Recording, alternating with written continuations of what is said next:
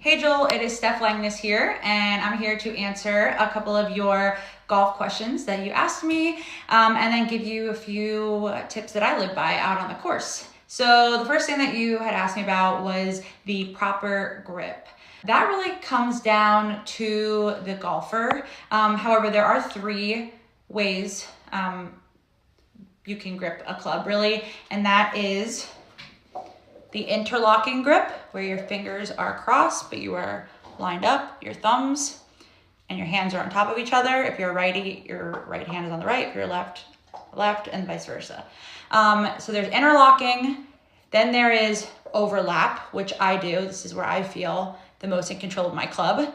And then there is what I think is like the beginner grip, but it's okay. I call it the baseball grip. And that is just two hands on top of each other. And this is how I actually started when I first started golf. And then I went here. I could never do this again. And then an interlock grip actually makes me feel like I don't have as much control of the club as when I'm overlapped. So however you hold the club is pretty much up to you, whatever feels the best. The main things you want to look for to decide which grip works for you is how hard you are holding the club. So you don't want to be too soft where you're barely holding onto it and it goes flying, but an extra a really tight grip is also not going to work at all either, which I learned the hard way as well.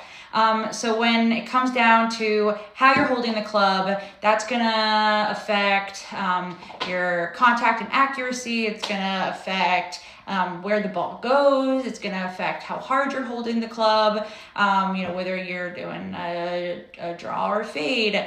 So for me, I have my lead hand, which is my left hand, which is going to control my club face.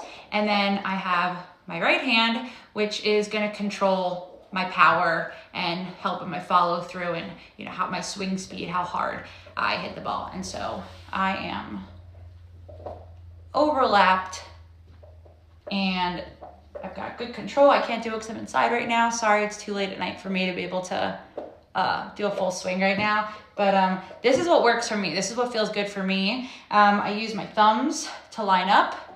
And depending on the club I'm using, sometimes I turn my wrist over a little more as opposed to like that. Sometimes this feels better for me. Sometimes this feels better for me.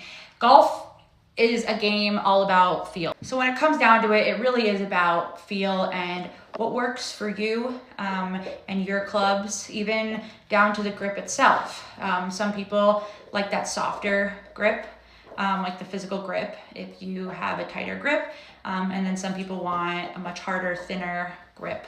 So curious to know if you do interlocking, overlap, or the baseball grip. It's always interesting to see what people do. But if I had to give you one tip, honestly, the one thing that I always try to tell myself, and it is so simple, but it's simple and it's said for a reason, and it is straight back, straight through. I think too often with golf, we overthink it. We always overthink it. We try to crush it. We try to line it up perfectly, or we don't feel right or whatever.